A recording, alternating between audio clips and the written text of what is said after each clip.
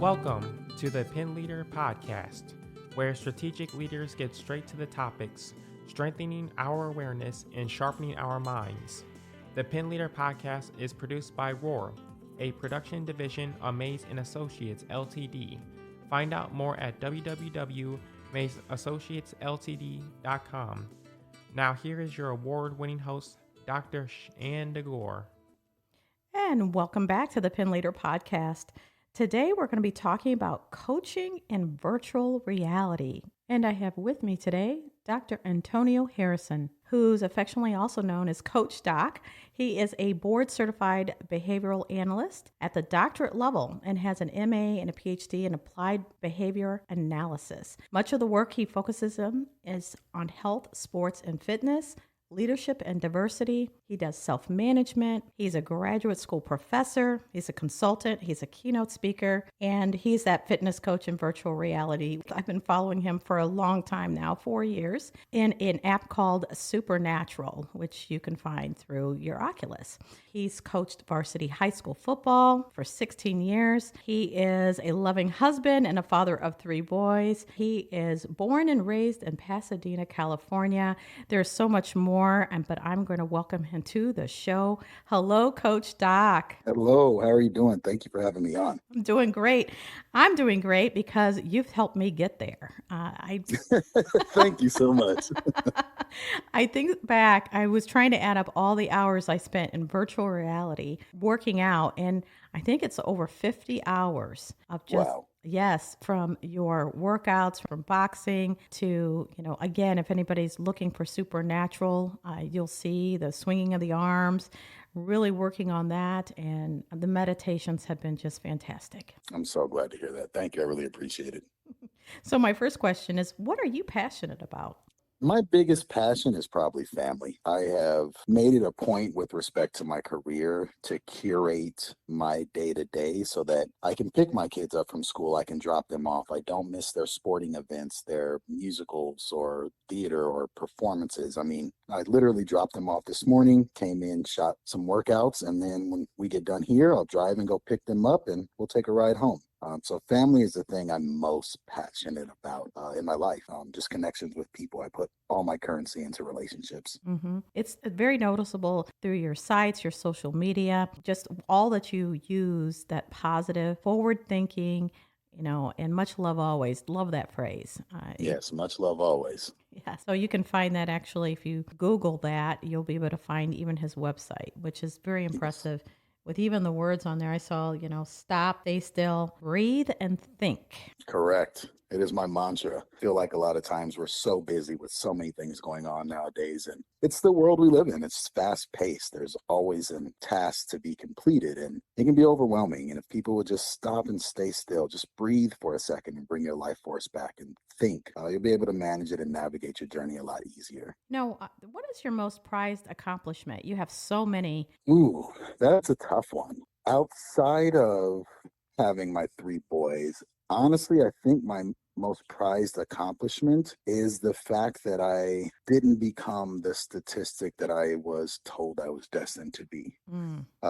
Coming from a low-income area, a home filled with, incarceration, narcotics, family, gang area, neighborhood, I wasn't supposed to be where I'm at. Not sitting with a PhD, not working in virtual reality, not having a family and being together with my family, alive or not in jail. And so just the fact that I'm still moving forward, still feel young, even at 40, and have so much more left that I want to do. That's my biggest accomplishment to me. I already feel like I've made it. I think you more than made it. I think you've made it and you've encouraged others to follow in your steps. I'm doing my best. It's very apparent.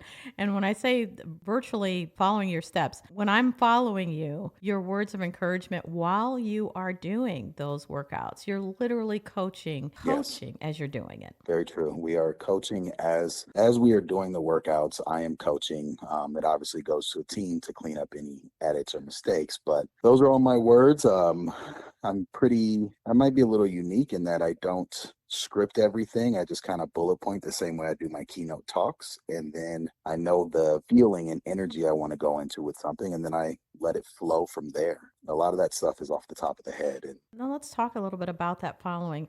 You have nearly 31,000 individuals on Facebook, and on the Supernatural Facebook has more than 107,000 members. Can you Mhm. talk about what impact you believe you're making with reaching so many? Sometimes I have to pinch myself about it because it doesn't seem real. And in the moment when you're doing the work and you feel great about something, you never know how people are going to take it. I literally, before I got on here, I got a message from somebody who shared their entire backstory about the thing that's been going on in their life for the last couple of years. That was pretty devastating. And hearing me just say something like let it go in a workout, or even though people, you may feel those are against you, don't allow it to destroy your trust in others you haven't met yet, right? Or others that are around you. So to get messages that are shared like that I'm making that impact, it's just honoring and humbling that I'm a part of that journey, and any small impact I can make just help them through it. So it's oftentimes I'm not even necessarily aware until those messages come, because I'm dealing with my own frustrations in day to day. Mhm. But it is a constant reminder for me too that ability to do that doesn't exist without those other folks on the other end. So it is a two-way street. So as much as I've helped someone else and my words have affected them sharing that with me affects me just as much, if not more. I'm thinking about those that may not have the ability to have an Oculus. And, even having this conversation, there's a lot of assumptions there and privilege of like, you hope that people would be able to reach this and see Supernatural for what it is. But not everyone has access. But I'm noticing there's starting to be more and more with the pricing of some of the Right. units coming down and then being gifted out, so that our young people can have access to virtual reality and an augmented reality. What are your thoughts about reaching into populations that you actually are saying you came from? I think it's great. I'm hoping that it happens more often. And it's like any other technology. When the technology first comes out, there's a higher price point. And then once things are honed and refined, those price points go down. The same way with the iPhone, or with, whatever Android that I got last year is probably now priced at half of that now, right? That's true. Yeah. So, and for me, there's a lot of people who feel on the fence about the advancement of technology and virtual reality and AI and all these other things. And I always say technology is not the issue. Technology has allowed us to be on the phone and do this podcast, to get on a plane and fly across the globe, to communicate with people we would never see and hear from again from our elementary school who now live in another country. It's just the way in which we use it that determines whether or not it's a positive or negative outcome. So if it's being used in the right way for good, technology is always great. It's just like anything else. It's how you use it and what you use it for. So I'm hoping it gets into the hands of the young kids that I have coached or I do keynotes for, who see me, who I look like them, and they can have someone to look at and go, I can do it too. Definitely. I know that NPR has reported that 1 to 2 million people work out in virtual reality monthly. And I see that also statistic that approximately there's 171 million people that use VR technology worldwide. That is a jump. Right now, I know they're saying they're projecting about a penetration rate about 52% in 2024, but it'll jump to 55% in 2028. And then it just is going to climb higher and higher as more people can adopt this. What do you see, or what do you think the trend will be once more adoption happens? I think it's just a matter of people exploring their options within virtual reality or any tech, right? I can think, for example, when television and our family got our first cable box. Uh, Before the cable box, we just had five, six, seven channels, and then the cable box. Now all of a sudden, we're starting to explore more and more, and then internet comes along, and now you've got streaming services, and then people can check out new shows, things they've never heard of. An example, my tattoo artist, he loves anime. I know nothing about it, but now I could probably talk to you about anime longer than I probably desire to. Right? So it's just a matter of exploring. And I think as people explore more and see what can be done and the advantageous approaches to things in there, it'll be like everything else. Everyone was nervous to have a microwave in their home at first because of radiation. Now you can't go into a home without one. That's right. That's very true. Right. I was thinking back on during COVID, the Oculus, many people felt that that was a way, virtual reality was a way to get away from the current reality and still be connected with people. I know I used it to connect. I'm a Rotarian, and I connected with Rotarians in other countries in virtual reality and having Yeah. conversations. And then I discovered Supernatural. I was able to work out knowing that I couldn't go to the gym, I couldn't swim, could just walk outside or run, but there's that interactivity that was really great in there. And that I think helped a number of people during COVID. Very much so. I mean, it was, serendipitous on the timing of when Supernatural came out. And, technology gives you access. And that access not only includes to information or activities, but to other people. So to see things like our Facebook group or the communities that have kind of sprouted from this as a spinoff and doing their own things, and people are getting together in real life, which is, I think, what everyone's fear is. Oh, this puts a barrier between reality and virtual reality in real life. And like what I've actually seen is it has brought people from headset into adventures and experiences in real life they never would have done otherwise. So agree. I witnessed it. I made new friends. I joined teams. We worked out together in virtual reality and gathered our points up. And I know that there's a group. If you're over a certain amount of points, you're now part of this other group. So it's a really a strong community. I was curious too, because you're doing so much work and trying to reach all these different audiences. Can you describe what you think the differences are when you're doing your live meditations versus in virtual reality? What do you do to make that change, and what are your thoughts on that? Well, I think the difference begins in the physical format, because typically when you lead a live guided meditation, people have their eyes closed. They have the ability to use their mind for imagination and visualization, which you can still do inside of the headset. However, in the headset, because you are in beautiful environments, you don't have to do that.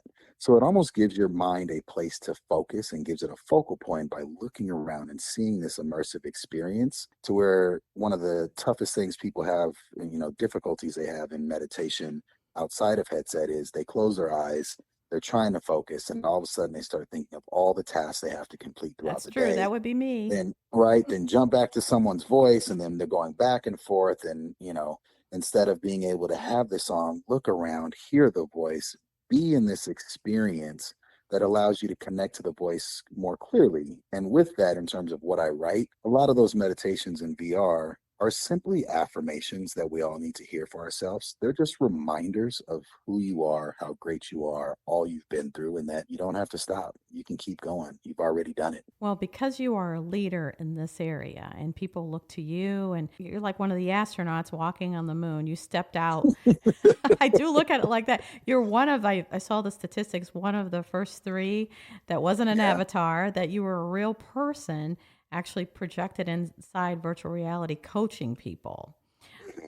What are your thoughts on, being that first out there? And what would you tell leaders who are considering, like, they're leading teams and are thinking, is this virtual reality? Should I try to lead a team in virtual reality? What advice would you give to leaders? Well, you never know whether or not you like a flavor until you try it. That's right. That's the first thing I would tell you. Okay. Give it a try. And as far as me being a first, it's hard to conceptualize that, to internalize that, because you're in it in the moment. Now, if 10, 15, 20 years down the road, I'm being brought up on stage and I'm using my cane to tell you, let me tell you about the old days of VR, right? I think that's when it'll hit a little harder for me. Mm-hmm. At the moment, it's just, I just think of myself as a regular guy who's got a really cool job and understands the platform I have to be able to shape the lives of others. So I hold myself accountable to that, and it's a responsibility that I don't shrug. I think that it sounds like even with leaders who are trying this out, it is a responsibility. I don't see you with a cane. I can't picture that, but if it is a cane, it's going to be a cool cane. It is going to be a cool cane. I'm already thinking about it. It's got to be stylish. It's got to be right. It's going to have Coach Doc carved in it. I see it all. Somewhere, yes. That's another thing too. I think that having, and again, from one doctor to another, I think it's really critically important for people to understand all the work that goes behind all the study time that you've put Yes. in. I totally respect that. I understand it, especially when you're out there defending a dissertation and then you're going out and you're actually doing research. Can you talk a little bit about the importance of education, especially in this area? The more you can arm yourself with knowledge, the more you're going to have in terms of your ability to make adjustments and movements and head in different directions. You don't know what you don't know, right? So just by grasping more knowledge, gaining more information, learning from others who have been there, done that, and already have a grasp of it, it opens up more doors and leads to new paths. So, yes, was it a ton of work in the time? When I first started graduate school, I believe my first week of classes, in the middle of class, I had to raise my hand and tell my professor, who was the department head at the time, I gotta leave. My wife's about to give birth. Oh, Right. So, and I left class and had my first son was born. And then at the same time, I'm the third youngest head coach in the state of California, fifth youngest in the nation, responsible for all these 14 to 18-year-old boys. I'm working full time as well on top of coaching and going to grad school. I have all three of my sons while I'm in grad school. And it was a lot to juggle, and I had to manage my time well. And I learned so much, not just in terms of what was in the book, but in terms of life experience and being around other people who are driven to do something in their life. And it doesn't have to be through education. It's just through people who are driven. And I'll tell you what, for as much as people go, that just seems like so much, it was over so fast. mm-hmm. And I Mm-hmm. looked up and I went, I don't have homework. I don't have a test. I don't have a paper. I don't have class. What am I going to do with myself? There's so much more time that has opened back up to me, and it feels like it just started yesterday. Which is why then I went to radio broadcasting school immediately within 15 days of defending my dissertation for another 36 weeks. See, now I went on vacation, but I appreciate you jumping back in right away. Yeah. Coach, what are you reading and watching? What gets you interested? Okay, let's start with the watching because I don't get to utilize the television very much because I've got three boys and they take over everything. They're 15, 12, and 10. So two in puberty, one on their way, and my house is the locker room, right? Okay. Um, but when I do get a chance to watch television, it's usually sports. Love the NFL, watching NBA playoffs right now. Also love combat sports like boxing and mixed martial arts. And if it's not that and I get a sliver of time to watch something, I'm going to be honest, it's either Law and Order or Judge Judy. That's just what it is. Okay. I love them. I grew up on them. I love it. I've seen all the episodes and we'll watch them again. Oh, That's kind of my guilty pleasure, but I barely get to do that. And I love movies too, but I typically will watch horror movies late at night by myself. It's the thing I like. In terms of reading, right now, I love reading Eastern philosophy, but right now I was just given a book and I cannot remember the name of it, but I remember the gist of it was there was an explorer who got the idea of trying to get a boat on the other side of the hill of a jungle. And this book is just a journal of his journey trying to do that. It's fiction, but it's based in the idea of pushing that boulder up over the hill in a insurmountable task mm. and what it's like to go through those up and downs and people telling you you're crazy and don't see your vision and don't believe it. And I'm looking forward to starting that book this week, but usually it's something in Eastern philosophy. Hagakure is one that I just will continually go back to, which is kind of the way of samurai and their discipline and approach to life. Which it comes out, I think, through your meditations and even how you wrap up your sessions with much love always and a positive movement. One of the pieces I always ask, what are the three characteristics to be a great leader and be effective and successful? Can you quickly give that to us? Yeah, one I think is discipline. I think you have to be willing to put in the work and delay those immediate gratifications for whatever your vision is. Two, I think it's faith in yourself because not everyone's going to see what you see. Because if they could, it wouldn't be unique to you, right? And so, with the discipline as well as the vision, there also comes the third one that I would say is giving yourself some grace. You're not going to know it all. You're going to mess up. You're going to try things that don't work. You're going to say things and, put yourself out there and then turn around 2 minutes later and change your mind. And that's totally okay. You don't know anyone anything with respect to how you're trying to see your vision through. Go after it. Change your mind, experiment, keep what's useful, drop what's useless, curate your own experience. Excellent. And with that, I can't thank you enough, Coach Doc, for coming on and giving those words of wisdom and advisement. Of course. I appreciate you for having me. Keep doing what you're doing. And of course, much love always. Much love always to you too, Doc.